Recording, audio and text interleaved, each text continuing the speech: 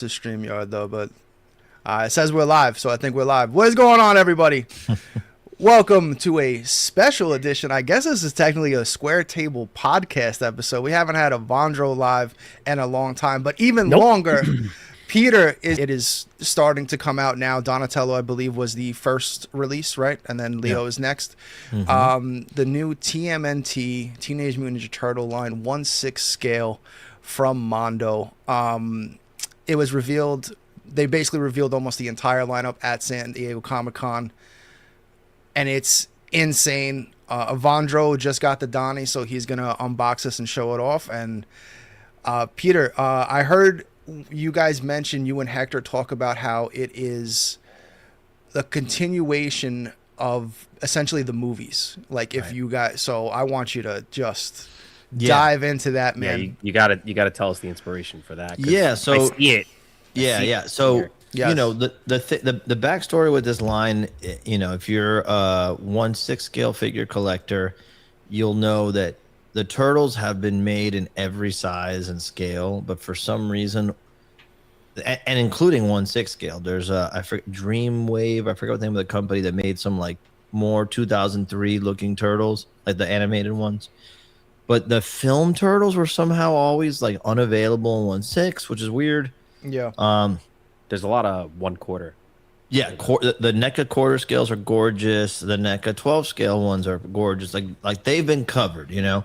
And so it's like this thing, like this, like people talk about, like, oh, I want to get 1/6 Turtles movie, and so you know we've heard that, and also we would like that one day. Sure, I would put it in my collection, but Hector and I have like a different mindset about everything that we do. When possible, we want to create something new, you know, instead of only interpreting what's been done.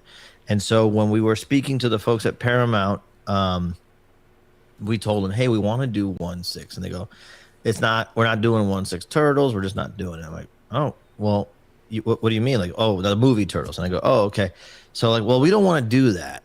We want to do our own thing inspired by the era. So basically what we pitched and what they dug and allowed us to do is to create like a Mondo Sandbox. We call it's Mondoverse, right? Where, you know, Hector and I, alongside the team that works on this, including the Kacharik brothers, including Brandon Gash and Mark Bristow, and really it's everybody at Mondo touches this a little bit, even though we're a tiny team. Aaron Connley, Jason Bischoff, Jordan Christensen, a lot of people work on this.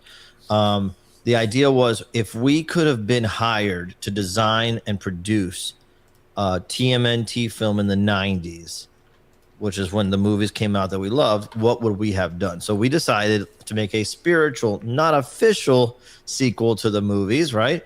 But we kind of see it as like if we could take over after Secret of the Hughes, what would we have done? So we created this this branch timeline where, you know, Shredder's floating in the Hudson River, left for dead. A portal opens up, grabs him, pulls him into Dimension X, right? So he's kind of off the map for a minute. The Turtles are like, damn, okay, we kind of did this. We beat up Super Shredder, you know, he's done. And so they're growing a little older. And as teens tend to do, they want their own space. They want to like become young adults. So they start to grow into individual personalities a bit more, which is when you start to see Donatello becoming the tech guy, actually, quote unquote, doing machines, right? Leonardo, he becomes more of the stealth ninja. He believes that even though they defeated Shredder in the foot, it's not wise to take the foot off the gas. So he's still scaling rooftops at night by himself, just keeping an eye on things.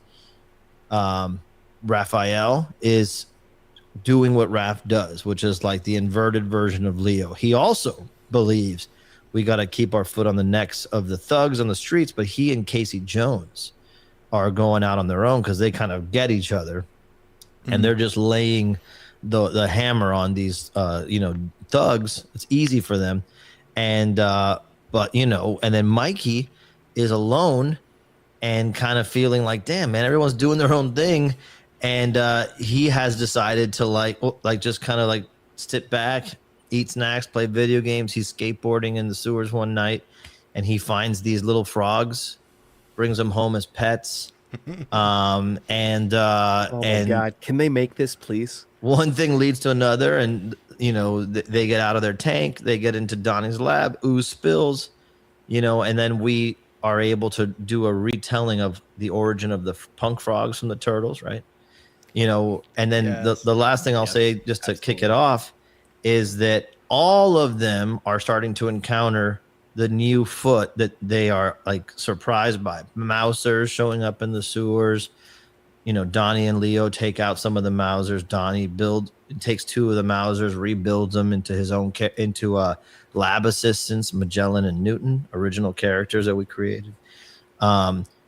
Casey gets his armor. Actually, I'm not going to say exactly what just yet. I almost leaked. Almost, Adam. I almost said something. do that. You can't do I caught myself. Casey gets badly hurt, let's say, and is unable to continue with Raph for the time being.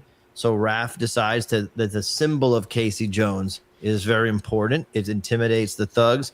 And so he goes out there with Casey's mask and this armor he makes from the tires in the junkyard where he was infiltrating the foot.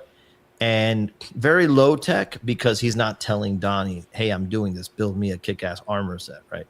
And then Leo, has the original turtle van, the van that they actually work on in the first movie, gets destroyed by the roadkill Rodney. So they're all like, holy shit, this is way more than we thought it could be. What is this? Meanwhile, it's Shredder and Krang have teamed up in Dimension X. Krang basically telling him, you did this on your own. It didn't work.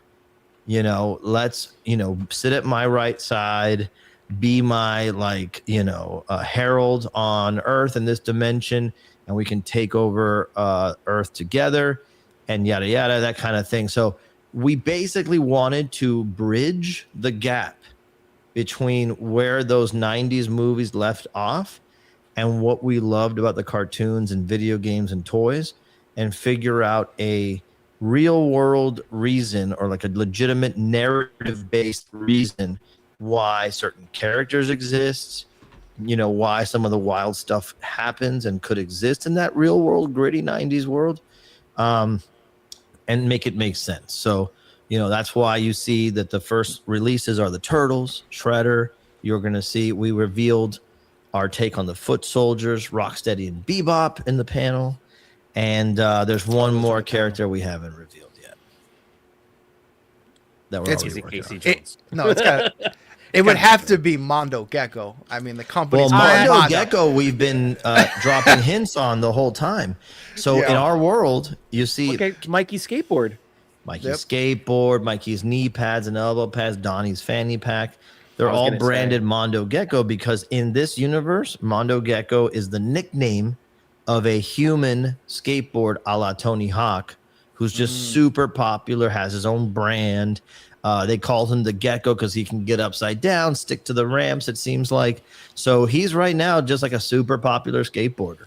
Okay. Yeah. I love all of this so much. So much. It is just hearing the backstory behind it, everything on the figure, clicks into place. Oh my God, this is so cool. This is just seeing this little aspect, every detail on these figures. I was going to mention tonight the fanny pack because I just noticed that now as I was positioning him. I was like, it says Mondo. I was like, oh my God, it actually says Mondo. I had to get a magnifying glass. I'm like, Mondo. It says Mondo on the Gecko. Yeah. It's so cool. But that's a throwback to, it's obviously an homage to Mondo. It's an homage to the 90s branding of I can never remember the name, but there was all these brands with a little lizard with sunglasses or some shit back in the 90s. Yes. So it's a throwback to that. I mean, the idea of a fanny pack, back in the 90s was super common. Now it's where everybody I had a Teenage Mutant Ninja Turtles fanny pack when I was a kid. Exactly. And now if you saw someone with that, you have to assume they have a 9mm or something small in there. That's who's carrying fanny packs. But the point is everything detail wise, accessory wise, when you see Mikey, he has a Walkman cassette player on his belt, right? Everything has to feel like it takes place in the 90s because that's a part of this. We are actually like limiting the designs to feel in that world. When we reach out to the Kacharik brothers, who are really like the cornerstones of this thing, we give them like a laundry. Like I literally, or Hector will literally write an essay per character. This is the character. This is what's going on in the world. This is where they are as a personality and where we want them to go. So it's something that with like we don't see a lot of in figures. Usually the figures come after a movie or a comic or a show or whatever. And you're like, I just want a souvenir of this character that I love. But, in this case, really just doing what a lot of Turtles fans wanted our whole lives, right? What if they kept going? Where's Bebop and Rocksteady? And like, what would that look like? And it's nothing too different than I think any average Joe that came out of our generation would wish list. The only difference is we're organizing and doing it legitimately with an incredible team of artists behind. Honestly, this seems amazing. Like the most love I've seen poured into this series since that CGI Nickelodeon show. Because like that show, they clearly cared. They wanted to incorporate all the lore in new ways. And this seems like the movie you're talking about that came out in like both the movie and the animated show. If you've never seen it, Evandro, it's really good. Like I've seen most of them. The 2003. I didn't really watch too much because the 2D animation was good, but it was okay. It was kind of just a reboot. But the new the 2012, that's the 2012 show. Yeah, that's the one. Where they basically had that Gamera. They brought in Gamera. Yeah, it was as Toka. Every homage possible. Like when there's an episode where they're in the Statue of Liberty, and in the background it says Venkman was here. Like all these little details, the whole Big Trouble in Little China episode of that series. I can go on and on about. Yeah, it's fantastic. We actually took an Easter egg from that show. If you saw Raph's armor at Comic-Con, he has like this tire chest armor. There's an insignia on his chest, and it's an insignia from the Hamato Yoshi. I saw that, and I was like, is he wearing the Yoshi logo? And he's doing it without telling them. So it's like it's kind of like his way of wanting to be connected but misunderstood by his family, right? Yeah. Because he does things the way he wants. Now he's going to have to learn, because doing shit the way he wanted to do it had real consequences, which I almost spoiled. And then you'll find out when Raph comes out, because we are going to incorporate it, because each one of our boxes has some comic art and story. It's going to mention that too. This is probably one of the coolest boxes for any turtle. Do we want to get it on screen, Evandro? Yeah, sure. I could probably pull it. We're all visual people. We don't like being talked to without visuals. Yeah. You have to dangle the keys. Oh, I didn't know he was getting the box. That's not what I meant, but it works. Yeah, let's start with the box. Here we go. No, that's not it. This is it. That's not it. This is it. There we go. Damn you, StreamYard. Nice. Oh, yeah. Yeah, so this is a beautiful box. The artwork illustrated by Aaron Connley, who Aaron Connley is a comic illustrator by trade, is how I discovered his work years and years ago. I was a huge fan. But we brought him in to do kind of everything at Mondo. He helps with, he creates great posters for us. He does concept art for figures, obviously packaging, illustrations. And to me, having him on the box doing the artwork on the cover, which I think the cover might be his greatest work yet that people have seen. I love this picture. Yes, because it's like a perfect blend of the realness and the seriousness, but it doesn't abandon the fun and the whimsy, like you can see in Magellan and Newton at the bottom. But he also, and his style is so professional that it legitimizes the whole story idea. And so having these ideas go through the process where Aaron Connley's illustrating them. And by the way, that backdrop you can always pull out. We made that. It's the same art from the front. I saw that too. but we had it produced without Donnie, so you could put it behind the figure. That's sick, dude. But the idea is that the comic tells you just a little vignette of information to explain the figure itself. So in this one, it's Leo and Donnie, or actually, I think it just shows Donnie in this one. Is Leo in the next one? Looks like it's just Donnie. Just Donnie, perfect. Donnie. Both shots, but it's really hard. Yeah. Donnie is fighting Mousers for the first time. They're like formidable.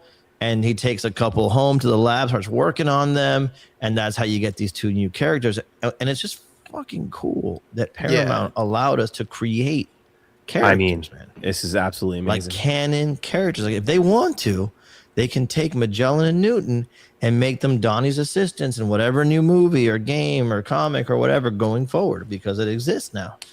And that's a huge honor. That's a huge honor. That's amazing. I mean, that is definitely something to be proud. In my opinion, it's definitely something to be proud of, to be able to add something like really canonized to this universe, to this franchise, is amazing.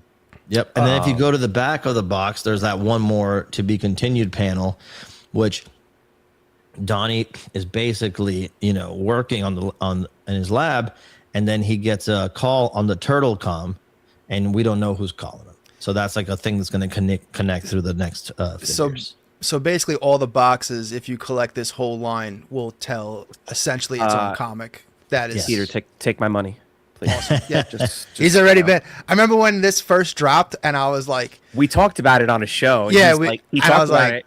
You gotta get this, to right? The site literally as we're having the show. I pre-ordered it. Yeah. It's amazing, man. It's an amazing work of art. I was following Mondo on Instagram, and they posted about Leo, and I immediately pre-ordered Leo. I can't wait till you guys see Leo. I think Leo's even better than Donnie, and then I think Mikey. I think we pushed it every single time. It's and your shredder design. Yeah, oh my God, the shredder design is perfect. Well, so what we said to the Kacharik brothers, so you guys understand, is like, hey, we want a realistic shredder that feels new, right? And that bridges, like I said, bridges the gap from the films to the animation. So we want purple, silver, we want gray, we want that big silhouette, but pushed, right? So like the armor, then the Kucheriks designed something beautiful, and then Brandon Gash took it to another level with the sculpt, and designed the armor to look like it's, potentially from Dimension X, because Krang is upgrading his armor. And then he's pulling in pieces from his traditional collection of, his traditional Japanese leather armor and weaponry. So it's an amazing, like, if you look at it from a distance, it's just Shredder from the cartoon and the games. But if you like look at it up close, you're like, damn, there's a lot going on here.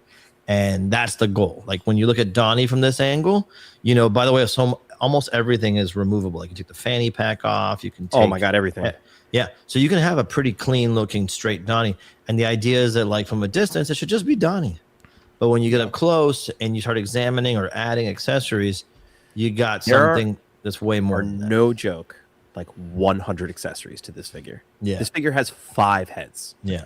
Like 5 different heads. Well, that's the thing that for us, like we always treat every figure as if it's the last version of that character we'll ever work on. Yeah. So amazing. Get as much as we can in there without blowing the price up out of proportions that it prices everybody out. No, everything is beautiful. Yeah.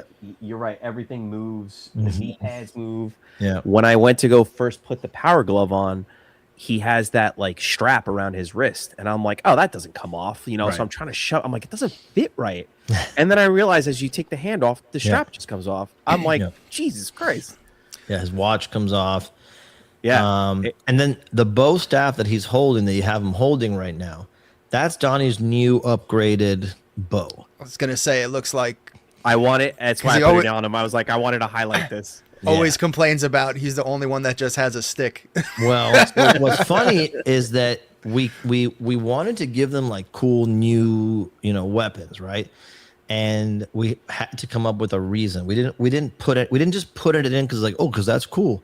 The only thing that we had to figure out after the fact, because we just wanted to include with Shredder, the little clone mutant Shredder, the little tiny one, is a reference to the comics. We're like, well, why would it happen? And then we figured out, well, because Krang is basically telling Shredder, if you don't want to work with me, that's okay. I got backup plans. And then there's like a row of Shredder clones that he's working on because they're doing mutation experiments in the Technodrome. But this staff is Donnie realizing, like, hey, the bow, the katana blade size, nunchucks, those were amazing to defeat teenagers in the streets. But these new enemies now are not going down so easy. You know, our foot soldiers aren't just like fodder, like they're intense.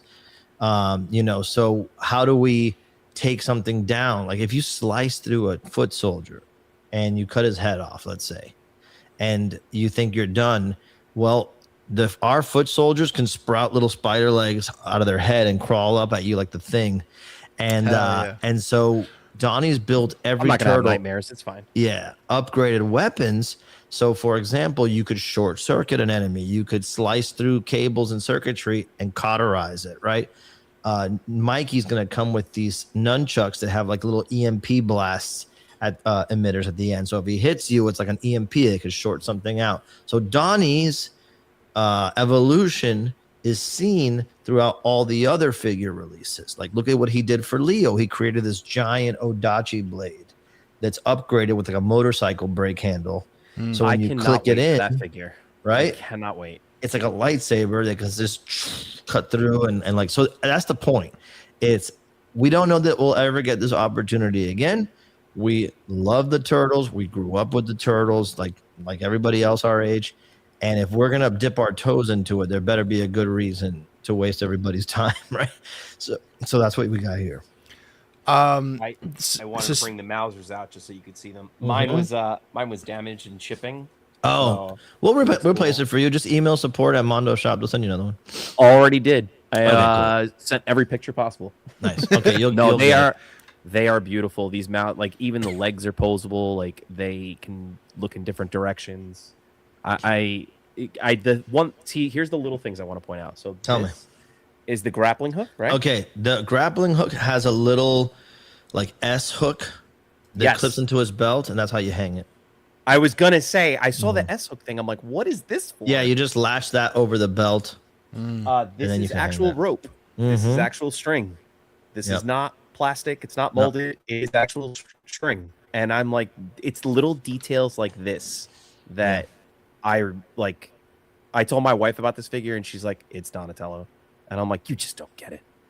Yeah, you don't get it. Like I said, if you have to ship them to my house to make sure. Nah, she knows there's already. no issues, you know.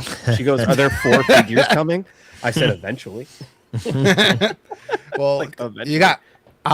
You get the Turtles, I'll get Shredder, and together. It's all gonna happen. Yeah, and so it just, then with Magellan, who's the RC droid, Mouser, he's got a 90s camcorder in his mouth, right? Because that's the other thing. Like, even if there was better tech, the Turtles have no money. They have to either find something in the dumpster, rebuild it, I love the flash. Like, these look like flashlights for eyes. They are. They're duct taped on there, but it also gives them like a little bit of a face, makes them a little more, charming and cute and not so intimidating. The wheels do move. Mm-hmm. They got shocks. Yeah, this is just unbelievably cool. Yeah, man. I'm so proud of it. I showed my daughter this, and she was like, "Papa, the Mouser has a turtle shell." And I'm like, right. Yeah. I'm like, it's got a turtle shell. Which that's kind of in line with like the turtle style, like of the cartoons and toys. Like they would do goofy things like cross out the foot hand, and put on the turtle, not like just buff it out or paint over. Yeah. So that was a funny one. This feels like a 90s, like something I would get in an accessory to like something in the 90s. Like, well, all of our toys had little buddies, they had like the figure and the buddy, always. So obviously we see the thing that jumps out is the Nintendo Power Glove. Well, you said Nintendo. We just say Power Glove. A glove that is retrofitted with a generic video game control. Of course. But so I know he would have seen the Power Glove in reality, right? And And he would made go, his damn, own. that's a cool. You can't afford one. None of us could. And so they would just Very make true. his own version with a TI calculator and probably a Mad Cat. I did want to controller. ask something about that. So you can clearly see that there is it looks like a calculator. Yeah. You can clearly see that there is a number on there. Yes. Does that number mean anything? It does. Oh, see? What does it mean? Can Did you tell Figure us? it out. Did you spell boobs backwards? No.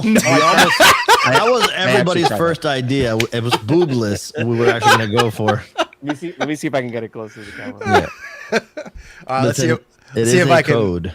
Let me see. What's the code? Let's see if we can crack it here live, without Peter spoiling it. No, it's There you go. easy. 13.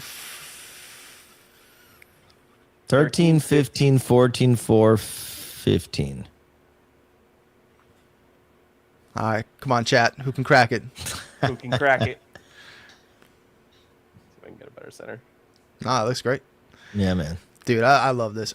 Speaking, you earlier you were brought up canon, and I Yes. can't help but notice that Ninja Turtles 3 was not mentioned. Was not you said, mentioned. and you said Secret of the Ooze. Now, I applaud the decision, but why? It's not, well, look, I saw that movie in the theaters, and I still think it had the best soundtrack. Like Jungle Boy was like my favorite song associated with the Turtles ever. But I just didn't, I don't know, it didn't resonate with me. I was like, ugh.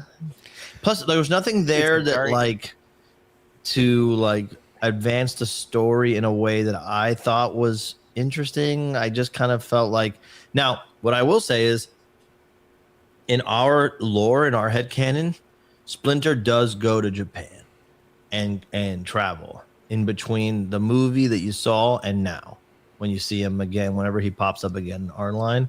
So there's elements that I like, but it's not like feudal Japan. It's just, like taking an airplane and going over or whatever, or just going on a boat or whatever it is.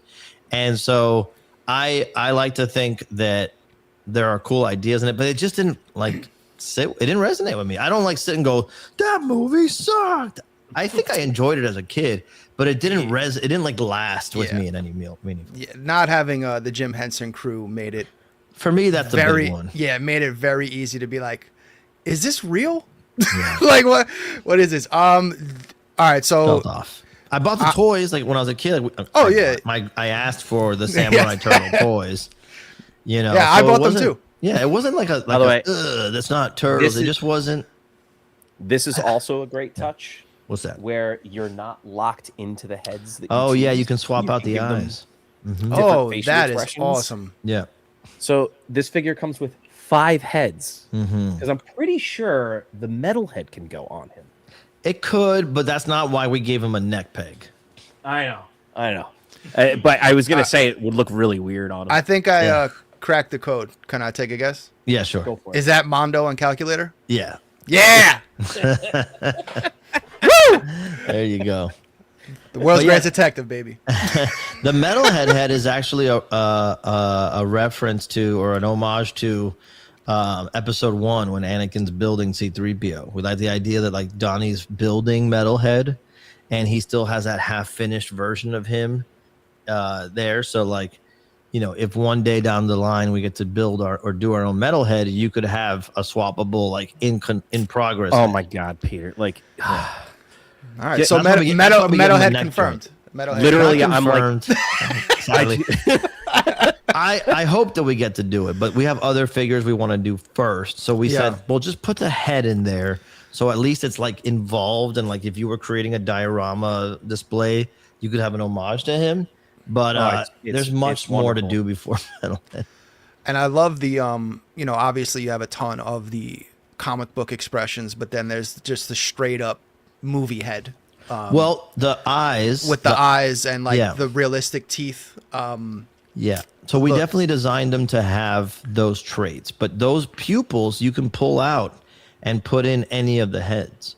So if No you wanted way. to have the same head, yeah, you could you pop went off. This is 3 levels of configuration here. Well, so because Evandro, the way you showed that the head can pop off, it's not that they're swappable with each other. They actually aren't. They will only fit together. But you can pull out the white eyeballs and put in the pupils in any of the heads you want. That's what Oh that's my for. That's amazing. Yeah. And I have I have this one. Here, I can show you the way I have it set up.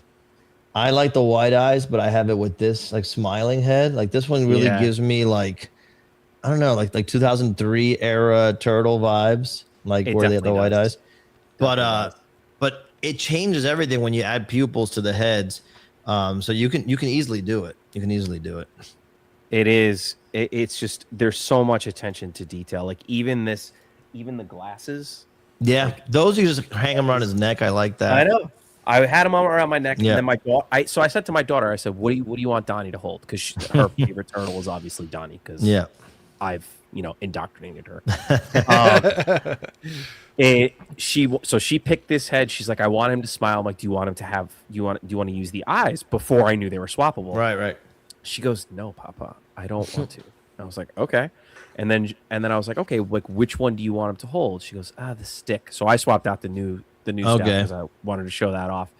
But she picked out the headgear. She picked out the smile. She was like, and I was like, do you want her to wear glasses or you want her to wear the goggles? And she was like, no, goggles are cooler. I was like, okay. But yeah, this is also string. I love that this is string. I don't know, like I'm a sucker for little details like this. Yeah, me too. Like, because it's just like this takes a lot of care to think about that. Like, it's not just a plastic mold that looks like a string that like, I can hang it off of Donnie's head. No, it has a natural fall on him. Like it falls on him so naturally that it just looks so great. Yeah, it's a nice, like if you've ever bought like a Hot Toys figure or a 6-scale figure, it's nice to like, at least I think it's nice to have that mix of the media. Like it's not all one thing, because then, the stuff that should be leather feels like leather. The stuff that should be skin feels like skin. But then when you have clothing and fabric, that is cool, because then it really does feel like you shrunk somebody down. That is the one thing I'm really excited for the Leo. Because Leo's got a good amount of it. When I was looking at the Leo, I'm like, his freaking cloak is cloth. It's not the same. It's not the same like move in every picture that was shown on the site. Yeah, it's a wired oh my god, it looks beautiful. So beautiful. One of the things that I want to point out here that might be going under the radar, as someone that used to collect heavily in the Hot Toys line, I have to say the stand here, and I'm gonna guess that the stand that's actually holding him is posable. Yeah, it's like you can bend that and everything to make sure you can hit dynamic poses. Sure. That little things like that, I mean, that gets me excited, because now that also comes with the figure. I'm like, what is this thing? Yeah, if you've seen Hot Toy stands, what made me laugh, dude, is when they're just the plastic. No. They have nice dynamic stands. Are you kidding? Yeah. No, but I'm saying what made me laugh with this one is how big the waist grabber had to be to wrap around the shelf. So when you look at it, it looks like you got a regular Hot Toys one and opened it all the way up. That's the normal starting pose for this one. Yeah, it's true. It really is like a very wide clip. Yeah, it's barely holding him there. Like I'm not. You don't need to have it, but it's if you want to do something more dynamic, like AJ said, that's what it's there for. Yeah, Hot Toys, usually their DX stuff has some dynamic bases, but for the most part, a lot of their standard figures just came sometimes with that, like that Star plastic, Wars, the plastic with the hooks, and that was kind of it. So something like that I really appreciate, because it's like, all right, if you want to get, like, now I'm already thinking of kind of creating like a rooftop scene. Yeah. With them in all different dynamic poses, or you can even get like them doing some flying mid kick action. Yeah, you could possibly. Potentially. Yeah, sure. I got some questions from the chat. Yes. If you're good. Dez asks, is that Flame Skeletor and Ice He-Man going to be easy to get online? Yeah, there'll be timed editions during Motu Fest, which is in September. So as long as you're paying attention and you show up in that timed window, you'll be fine. And then Leslie X is a very serious question. Can we get a TMNT crossover with Gamera? Dude, I would just be excited to work on Gamera in any capacity. Like, that's a license that evades us. So if you got a Gamera hookup, send them our way. Yeah, I wonder why that is, because I've also, we've been I just can't think, we've been kind of doing this a while, and same Yeah. thing. Like, it was just like, oh, okay, it's like I can't get a direct line. Like you can reach Yeah. out, but it's not like as easy. It's almost like they're not looking for it outside of the Japanese market. Yeah, I don't know business. why Gamera, like, they just don't want to pull the trigger. I really was Well, hoping. there's Gamera stuff everywhere, but they're not like New. Godzilla, where they're like looking for Western Yeah. partners to do cool stuff. Peter, Yeah. can I just interject here for a second? So this You I recognize remember it? as a kid, this Mhm. came with every single Teenage Mutant Ninja Turtle toy, like, ever. Yep. Every figure, Yep. this thing came with them. And I was like, Mhm. no way. I'm like, Yep. that's like, this is a deep cut. There's This is going to like be a more deep, of those deep with the cut. other turtles. They're like all those like weapons that you'll remember. You're like, oh my god, Yeah. like the little like I forget the name, but it's like the push blade. They're like a pizza slice. That one Yeah, comes over with. You mean with- this one? that one? There it is. Yeah, we did include it. Yeah. Now, I was you know, like, these are really deep cuts. Like, Yeah. I remember going to the store and I'm like, Donnie's never gonna hold this, and it would just Right. go in like some bin. Yeah, I would never and- throw it away. Right. And so the idea is like pulling from all parts of the turtle legacy, like Playmates, Konami, the animation on TV, the movies, video games. Yeah. Like just pull from everywhere. But the catch is put it through a filter where it comes out something that feels intentional on the other end, not just like Oh, that's 100% collaged and slapped together. No, everything feels beautiful and authentic and like detailed. Like this, you see like the wood grain in the handle. Oh, and wait till you see Shredder's weapons up close, dude. Those are nuts, dude. Those literally, like I've been watching them get produced the whole way and seeing them in person. It blew my mind what Brandon Gash was able to get into that little handle. It's amazing. It's absolutely everything is detailed. Like there is nothing that everything feels like handcrafted. Yeah, it is. Everything In the just factory, looks- they're all painted by hand, So like it is. God, it's beautiful. Like the this dimples, is like the texture of the beautiful. turtle skin feels so good. Well, Like, with I don't think I've ever NECA said had- that about a toy before. Yeah. No, it's real. The NECA had done such a great job with conveying texture of the real turtles and like cracking that code. So when we did ours, we're like you have to at least start there. And then Yeah. we added things like the veins that you would see in, certain cartoons and comics. And keeping the things that we love about the film, adding things that, they didn't do because it was just people in suits. But even that, like the idea of the proportions of this figure, we wanted it to feel like there are things about this figure that are intentionally odd. For example, like the way the torso moves in the shell, like number one, Yes, like I that noticed that gapping. too. This, Yeah. so So about this gap right yes. So part of that is so you can have a little bit more articulation because you're not going to get, unless you cut the shell, you're not going to be able to do any kind of movement with the torso. But also because when they make these movies with people in suits, they do things like that. They're like, okay, now put on the green latex suit and now put on the shell, right?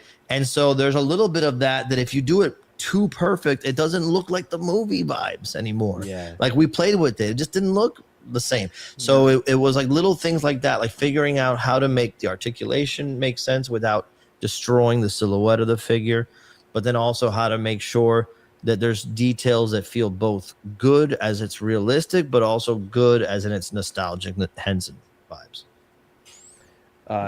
Helm says, "Will there Helmy, be any plans what up, dude? For diorama Nah. pieces that can add to an Oh. epic turtle display?" He also diorama asked this as well. pieces not planned at the moment. Because to be honest with you, we're packing, as you said, we're packing so much into this already that we want to keep it below a certain price point so it doesn't really blow people's minds with the MSRP. But the good news is they just work with any kind of diorama. So like if you go on like some customizer site or Etsy or whatever and buy like brick walls and stuff, you'll get kick-ass stuff that'll go with it. now, jumping And off of that 112, question- no, that's a very tight lane you can't mess with. Yeah, I was gonna say that's. I'm pretty sure. That's all Mattel. Yeah, because Yeah. NECA just lost that.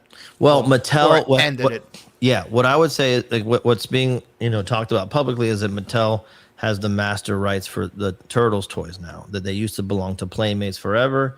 Paramount and Mattel worked out a deal where now Mattel's going to have it going forward. And so they're going to have that lane of the mass market turtle figures. All right. Question that kind of piggybacks off the diorama pieces. So I see you guys have done some vehicles like the real Ghostbusters. Can we get a 1/6 turtle? You have any idea how big Turtle that would van? be? Oh, I do. The turtle van, yeah, I do because I have the one. I have the 1/6 Batmobile from Hot If you Toys. put out a 1/6 scale turtle van, my wife is gonna go out for divorce papers. That's what I'm saying. That's what we're dealing with here. We don't want to break any families up, but you never know, man. Like the reality is, like those are cool things that would be like, if this line is super successful, you do stuff like that, right? It's like we did 1/6 scale Battle Cat and Panther and Scaremare and Swiftwind for Motu because that line was like doing great for years. So I think everything is like that. Now, what I will say is we do have 4 wheels coming out with Mikey with his skateboard. So we're on the right path. Yes. Now let's just scale it up little by little. Yes. Okay, 1/6 scale Technodrome. No big deal. Oh my God. You probably get a 1/6 scale Castle Grayskull and a 1/12 scale Ghostbuster Firehouse. Those are probably more likely before that. Don't tempt me. So my wife has been we've been going through a lot of stuff in our basement, and if I don't get rid of anything, so I was pulling out all my old. I have my original Technodrome. Yeah, I still have mine somewhere too. My original turtle van. The rubber band has dried out from the swinging chair. Yep. That did not work, so I probably have to get another rubber band for that. But all these things, I swear, I have to get the rest of these. Like it's the American dream, dude. Hoarding shit figures that you never even look at anymore. I remember having the bin. Sits in the bin. The huge. Sewer. I have a few things. The whole sewer was my favorite. Yeah. I have that too. It is currently downstairs, and let me tell you, that plastic is barely holding together. Yeah, it's so dried out. It wasn't meant to last as long. Just laced with asbestos. The best of. But I'll tell you what, a lot of the stickers are still on it. Yeah, a lot of the stickers are still on it. I was surprised. But I was just going through so much, and I was like thinking about it. I'm like, I can't wait to like put this Donnie up with like all the other iterations, because I have the NECA 80s turtle and the movie Donnie. Yep. And I can't wait to have this next to them along with all my old Donnie figures that I've kept for all these years. This is a masterpiece. It is beautiful, man. Like as a true diehard turtle fan, like this is the story that you just told.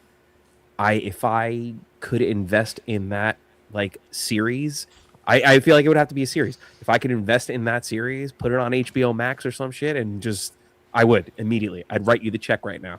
Well, hopefully, look, the way all this stuff works is so weird, but the people getting into the line and picking it up and talking about it online and posting about it online, that is the kind of stuff that helps to grow it. Literally as a inception. As something that like Paramount is stoked on and like, wow, that's cool.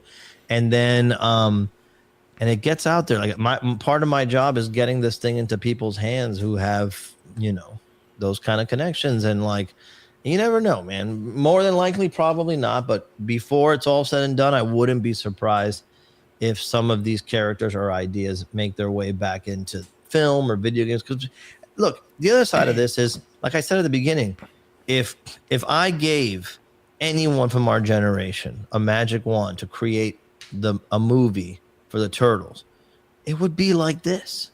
It's not like we had some crazy idea where like now the Turtles are blue. You know what I mean?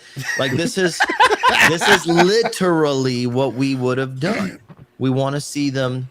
This is what I think Turtle fans want. You want to see the lore continue, like the same because you missed those versions of the Turtles. So you want to see that continue. You want to see them get a little bit more badass, right? Because they were definitely like fun-loving and goofy, but you want to see that Turtles 1 Raph energy pushed. Like there's a guy who's done some like CG animations of those turtles from that era kicking ass that look pretty good. Like I think that's a big part of it, is not just they're lovable and fun, like relatable, but like there's drama, there's loss, grit to it. There's grit. That's I think the first movie cemented that as part of the brand, and whenever it doesn't have that, it doesn't hit as hard for everybody. So that's why I think Last Ronin hit really hard for people, because it respects that it's all those things. It's not just one of the things, it's all of the things. And the Turtles have never shied away from violence and drama and real characters that you love dying in lore. And but baked in with that is all the crazy, fantastical ideas, and funny tongue-in-cheek stuff. So keeping all that stuff together is what we all love. So if we have our own little sandbox to play in, that's what we're going to do. And that's what 100% you guys would have done as well. Absolutely. I 100% agree. I have another lore question. Go ahead. If you can answer. Yeah. So with Raphael, you guys went with a Casey Jones mask. And you notice it's shattered and put back together. It was the first thing I noticed in that picture. So AJ sent me these pictures on Twitter, and I was like, I've stared at them like for hours. When I was literally making... I'll tell you this, he's also going to... We didn't show it at the booth. He's also going to come with a trench coat as a nod to the trench coat he wears in the first movie. Mm-hmm. He attached a hood to it. So he's going to wear... You could potentially set him up. So he has the mask on, the trench coat, the hood, all the armor, and he's going to be unrecognizable as Raph. But he's like his first version of the Night Watcher, that vigilante that he becomes, right? Yes. But this is not the teched out one that's super kick-ass with the cool gear. This is like shitty, building my own version, but I want to A, keep the Casey mythos going, and B, scare the fuck out of these people in the streets. So there's that aspect to it, right? And he's going to have Casey's bag and all of Casey's weapons. Oh my God. So my question is in this continuity, is Casey dead? No. And that's why he's taken Casey's instead of like the Shredder mask, which he usually He's not dead. Okay. All right. He's not dead. Good. But it's like when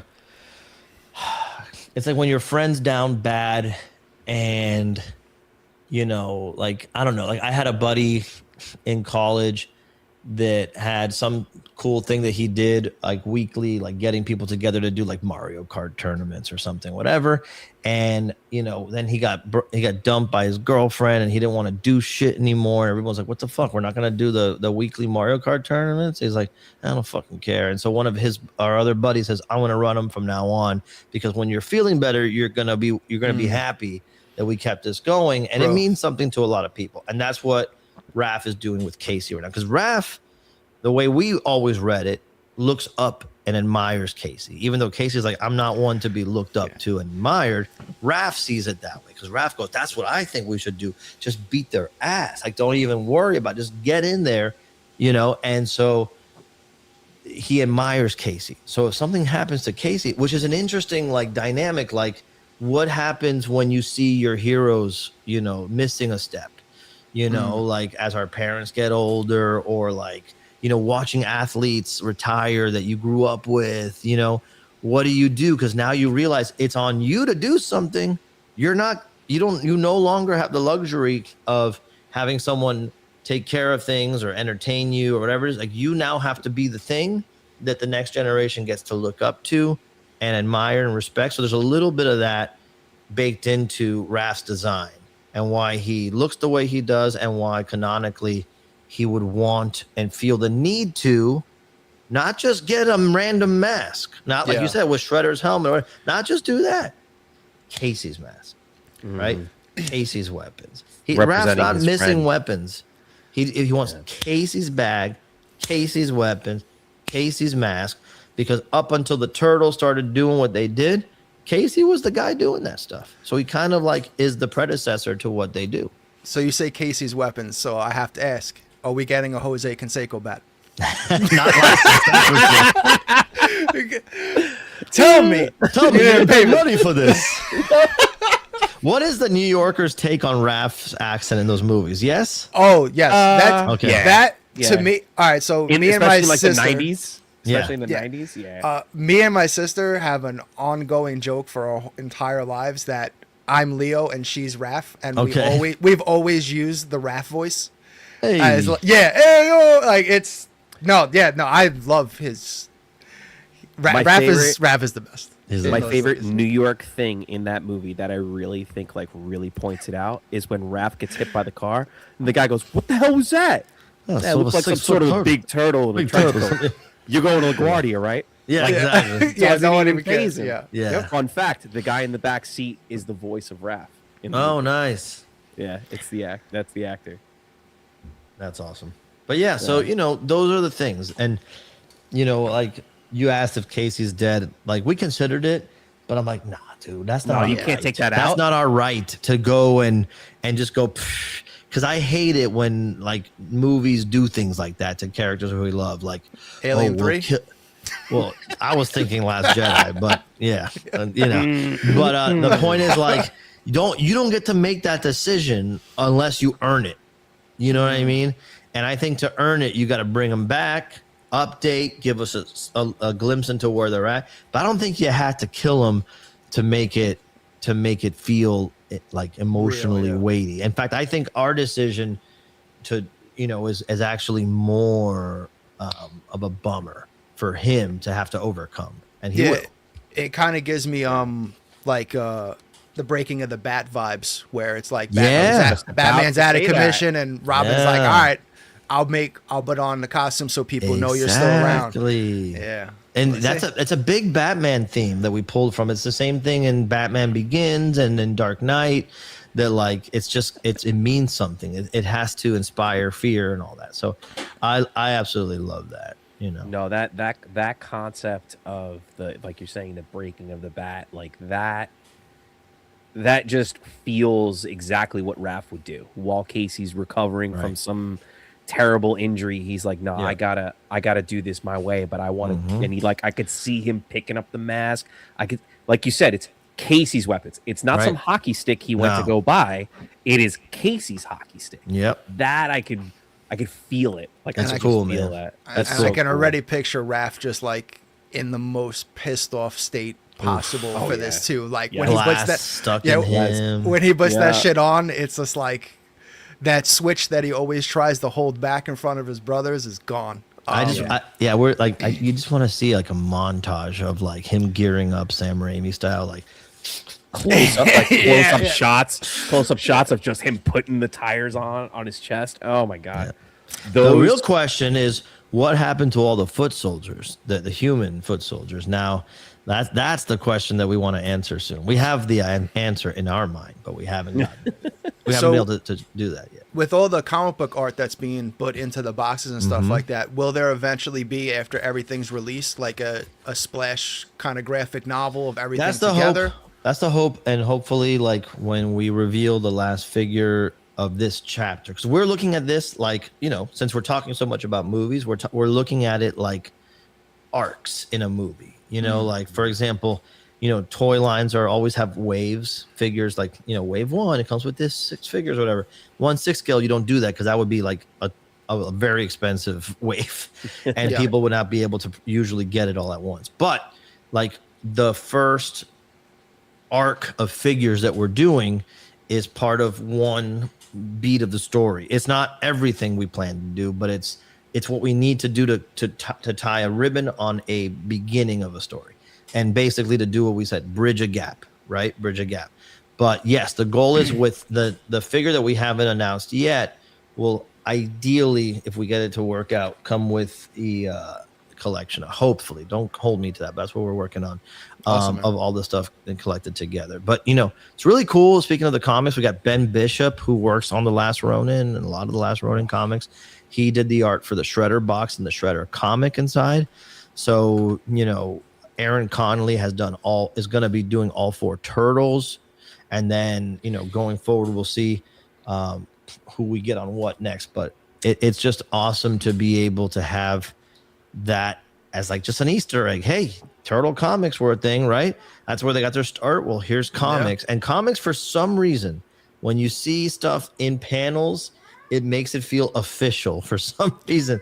And so having that in the box made it feel like, this is real. It's a real thing, Yeah. I also want to make a comment about the artwork. The artwork feels very like something from Mondo. Like it just 100%. feels it has its own it has its own life, but it Yep. feels like something like Mondo always feels like it has its own unique style. Like I could tell that this came from Mondo. Like this this because was the Mondo style, if I may say so, the Mondo style is to find the artist or artists whose unique point of view brings something new to a classic franchise, IP, whatever it is, so that when you as a collector at home or a fan of the franchise see it, you go, damn, that's fucking cool.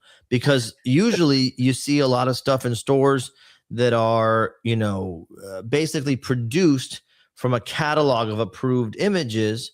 And that's why you might see the same art on a poster at Walmart, on a set of party plates at Target or whatever, because they all come from one approved book of images, which is fine. It makes life easy for mass products and stuff like that.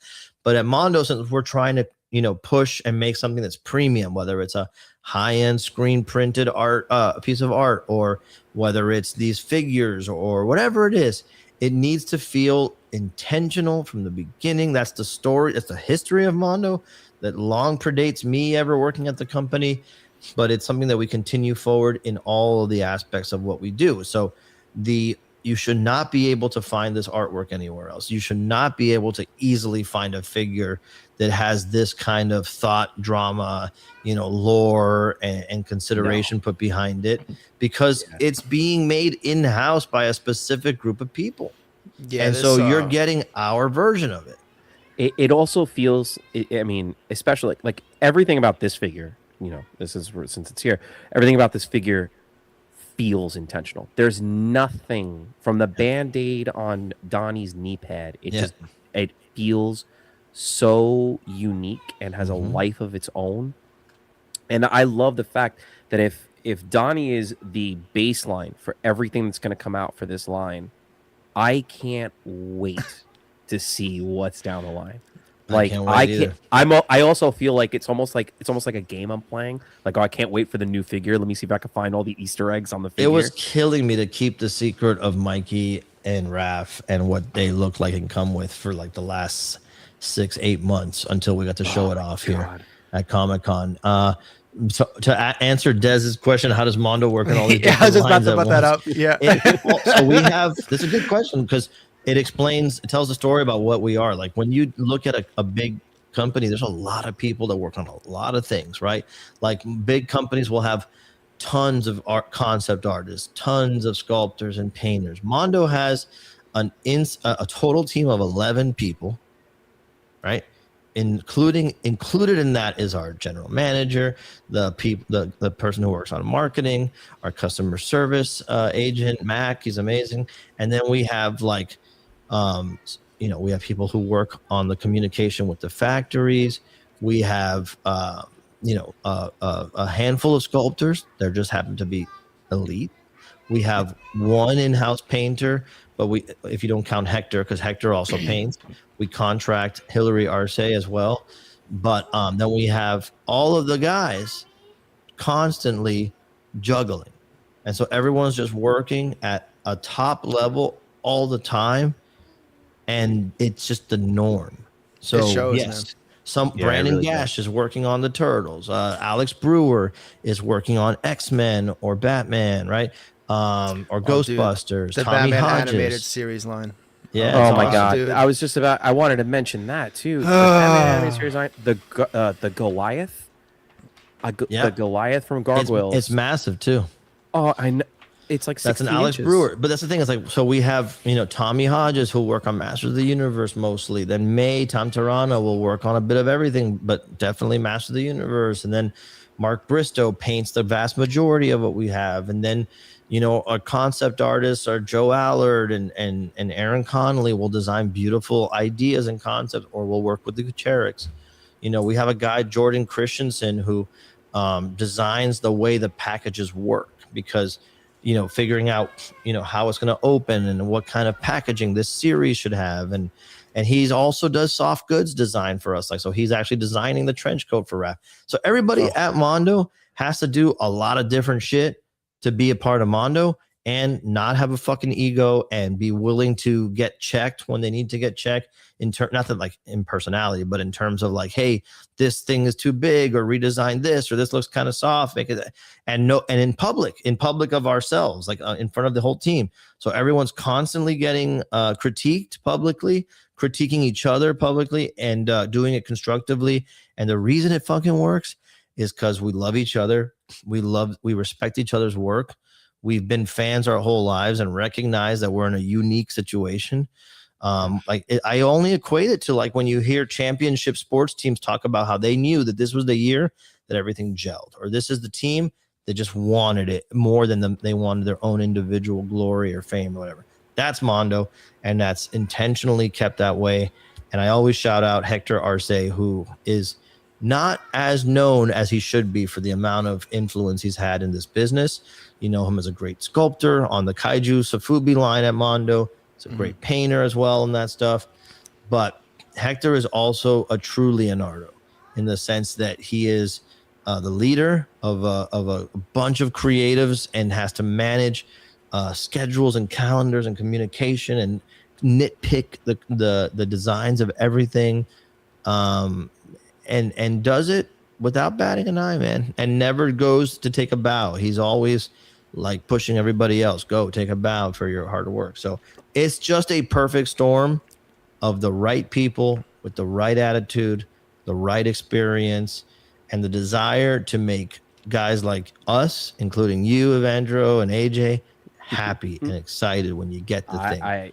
Constantly thinking about that. We're always saying, I can't fucking wait until people see this, and I hope they fucking dig it. Right? That's literally it. That's it. Yeah, Hector is so humble. He is. He doesn't even, like, a lot of people don't even realize, like, he basically created the Mondoverse Godzilla. He had a huge hand like, in it.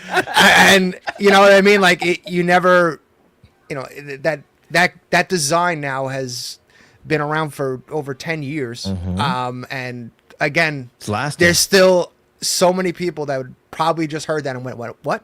And you're like, yeah, no, he's the guy that had that at his table when Gareth Edwards walked by, and the rest is kind of history. Like, yeah, it really did set the course for that whole look. So, but yeah, that's the thing is like someone like that is always going to be thinking about what can I do next, not what have I done in the past, and that's what keeps people.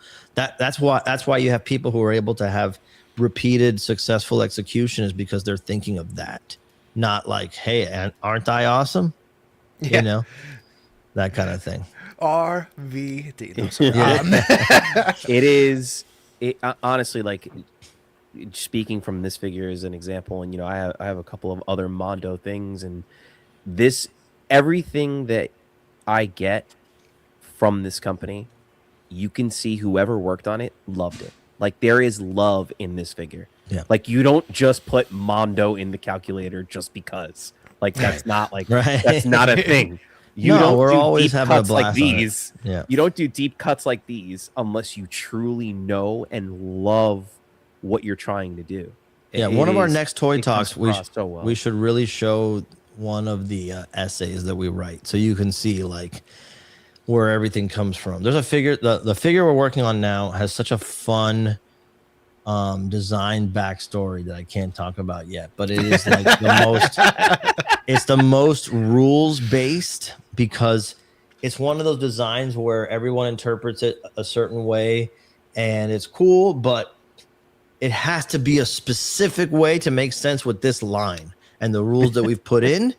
And it's the first figure in this line that needs a specific reference point. I know I'm being incredibly vague, but what I'll say is this. I'll say, with the rules we gave are, if this was going to be built by Jim Henson Studios or something like that in the 90s, it would have probably looked like these other things that were being designed and celebrating in the 90s on film.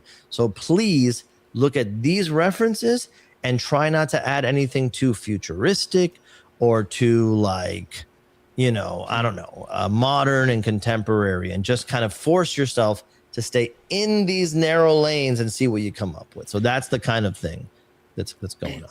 All right, so before we wrap it up, Avandro, what is your rating on the figure since you're the one that has it in person? No pressure to not give it a perfect 10, considering Peter just told you how many. No. I know the right answer, but you can say whatever you want. It is a 10 out of 10. As far as Kaiju Live scale is concerned, it is a 10 out of 10. There is nothing about this figure that feels cheap. There's nothing about this figure that doesn't feel premium without. I at least at this point, I don't feel like I paid a premium price for this. Right. Like even like you've been mentioning the price point. Yeah. You've knocked it out of the park. As far as just design, I am a stickler for detail, like the rope on the grappling hook, the power. Did you see the 9 volts? Of course, the 9 volts. It's such a beautiful figure, and I can't wait to give it its due justice by getting a beautiful case for it, along with all the other ones I'm gonna get from this line. Like, appreciate it, man. That's what's gonna keep it going. People, it's like anything. It's put out to the world responds well, we can justify going back and going harder. But you saw already all the 4 Turtles and Shredder, and we revealed, like I said, the Foot Soldier, Bebop and Rocksteady, and even in those packs, there's stuff we didn't show. So I can't wait for you to see this. Yes. I can't wait. I am so excited for Raph. I can't wait to put that Casey Jones head on him. And now that you told me he has a trench coat. Oh, yeah. It's wired, so you'll be able to like pose like it's flailing in the wind. And, If people still wanted to get Donnie, is he still available or no? It should be available on mondoshop.com. If not, we will. I think we do. We do have like a standard edition, so there might be some. It is up. Yeah, fewer accessories, but you can get Donnie. And then Leo is not on the site right now. It's sold out. But when we put our next figure up, Shredder, I believe we're going to put up a standard edition Leo as well, because there's no point in collecting these figures if you can't get them. And you can't, I'm not going to buy Mikey if I'm missing Donnie, yada, yada. But there are exclusive components that will not come back. I will say right now, you still have the special edition available for pre-order. Yeah. It is. Take advantage the of one it. I have is called the, what is it called? It is called the timed edition. Timed edition? Yeah, the timed edition. Yeah. It looks like the standard edition that's online right now does not come with the mouse. Right. That's the skip. Oh, okay. So the mouse. Okay, all right. So never mind. Then it is the regular. It doesn't. Yeah. I don't see the mousers. And Peter, whoever takes these pictures, the toy photography. Raul Barrero from Spain. Oh my God, incredible! You can just click on his name in the Mondo site and go see all his photography, because he does glorious work for so much of our lines. It's insane. Everything on every picture of Donnie on the site right now is just like, I would get posters of this stuff. Well, yeah, I totally agree. It needs to be in a book. Well, speaking of that, he took some great shots for our Godzilla figures that'll be in our upcoming Godzilla book with Inside Edition. So it's a Mondo Art of Godzilla. It's going to have all the posters, figures, records, and all that kind of stuff. He has some good stuff in there. Yeah, so if anybody's out here and interested in this line, go get it. Don't sleep on it.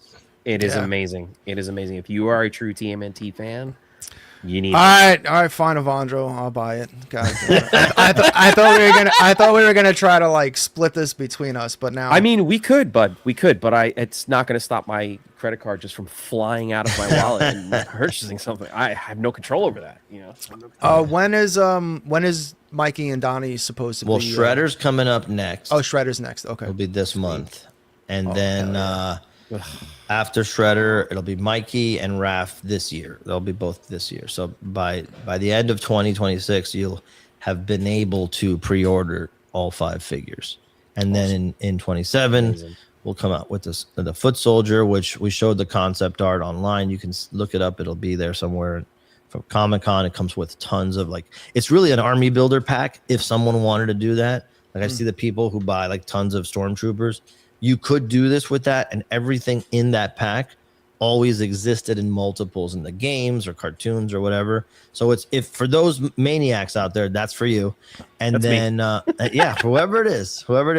and then obviously Rocksteady and Bebop after that. And we didn't show diddly shit about what they come with. And I can't wait till you guys see. There's something that comes with Rocksteady and Bebop that I'm just like, I can't wait. I want to ask, before we go, I just want to ask you a quick question about that. When you decided to go with, so you established that this is after Secret of the Ooze.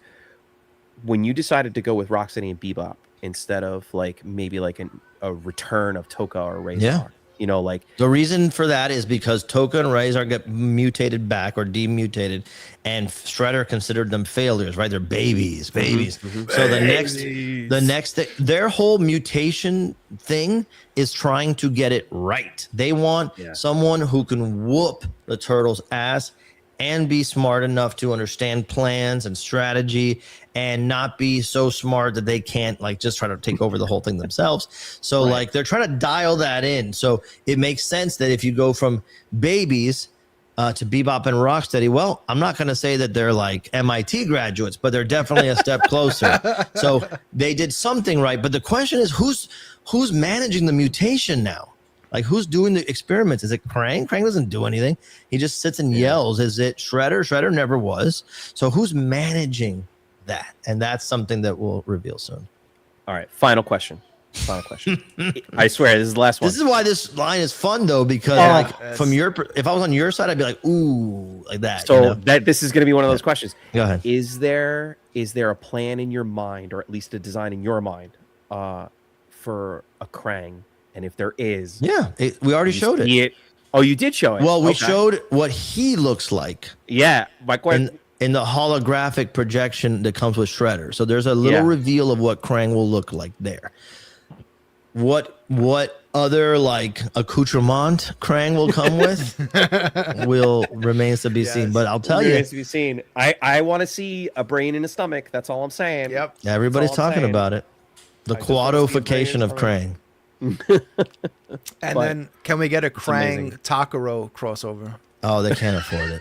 They can't afford it. Now that I own it, they can't afford it.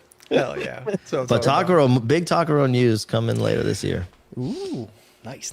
Yeah. But yes, Peter, thank you so much. This was, I mean, my heart is so full right now. Like, it is just. I'm glad, dude, because I feel the same way, and I don't take this for granted. This job that I have, this opportunity that I have, working with these people. The goal is to we see ourselves as in service to people like us, right? Because that's what this is. Anybody I could get axed tomorrow if there's a layoff or whatever it is, and somebody else could be here, and whoever it is should hopefully have that mindset and not come into a role like this that's very exclusive and rare and say, how can I put my stamp on everything? You do that inadvertently. You do that by servicing the fans.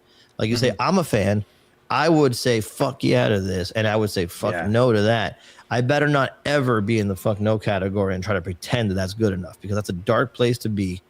And at the end of the day, you don't get into this for yourself. You get into art and creating to share with people.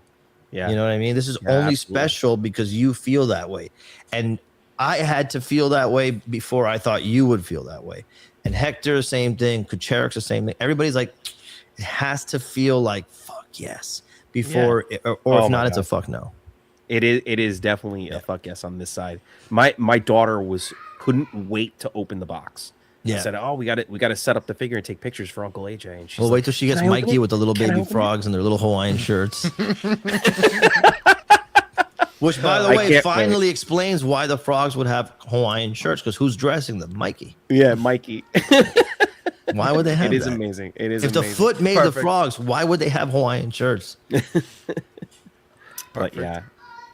Awesome, bros. Well, thank you so much for having me on, you guys. Especially thank you so much for taking the time. No, it's so. Well, I love you guys, and AJ's, a buddy. So anytime, AJ calls, I'm going to try to show up. It's harder these days because you're a busy man. You're a busy man. We're going to be in Dallas, Texas, in a couple of weeks at Kaiju Go. Oh yeah, hell yeah. That's August 15th. By the way, not at Kaiju Brooklyn. Didn't get an invite. Didn't get an invite. Look, I don't run that. It's not you. It's not you. But just putting it out there for the people, like, why don't you come to Kaiju? I don't think they know I exist, but I'm happy. I'll make sure. don't pressure anybody. I'm just saying, like, I would love to be back there, but didn't get an invite. So I will be in Dallas, where they invited me, and they invited Gabby, my wife. I feel like I'm getting. I feel like I'm getting. No, you didn't have anything to do. You don't run that show, do you? I do not. There's nothing to worry about. I just know that you speak to an audience that might overlap, and I'm just saying, like, I'll be in Dallas. There's some people not watching. New York, and not in Brooklyn. I'm going to be in Dallas, Texas for Kaiju Go, a wonderful kaiju event sponsored by Jay Key and Toku Toy Town. Wonderful. Bob Eggleton's going to be there. Tom Whalen, Matt Frank. I was actually talking to my dad because we had kind of caught the convention bug by doing Kaiju Brooklyn. It looked awesome. It was. And I would have loved to have been there. I'm mostly comedy is not your second. Oh man, Listen, balls. Shots fired. But one of the ones that I want to go to, if my dad's health is always the biggest thing. I really don't want to do it. Really never want to do a booth solo. I think that would just kill me. What inside, I would love way, to see, Kaiju Go is leave on your dad alone. First of all, you don't need to be dragging him back and forth. He can be man in the chair, running the YouTube component while you're gone. Totally. Yeah, my dad's totally the man in the chair. Okay. Let him be the man. No, I mean, set him up. Your sister could set him up with the phone. Let him go rogue on Instagram or Facebook. It'd be fucking amazing. He's so great, dude. Just let him do his thing. What I'm saying is, you and Leslie go have a booth. Who cares? Just let him out there. Bring Leslie to bark at people and force them into buying shit. Grab them. Leslie would just be like, "Hey, you come here. I think you like this. I think you like Leslie's this gonna start pushing Sofubi now? That would be a fucking amazing. You saw I got him on 4K, baby. Yeah, he's he has how many Sofubi pieces now? More than one, right? No. So his wife is the Sofubi collector, but he did buy his first ever first ever Sofubi Zone beard Fighter I've ever heard of. Yeah. He bought it. It's his collection, dude. No, it's Sandra's. It's Sandra's. No, Sandra it's has in a the Sofubi. house. Oh Sandra yeah, no, has it's great taste. She does.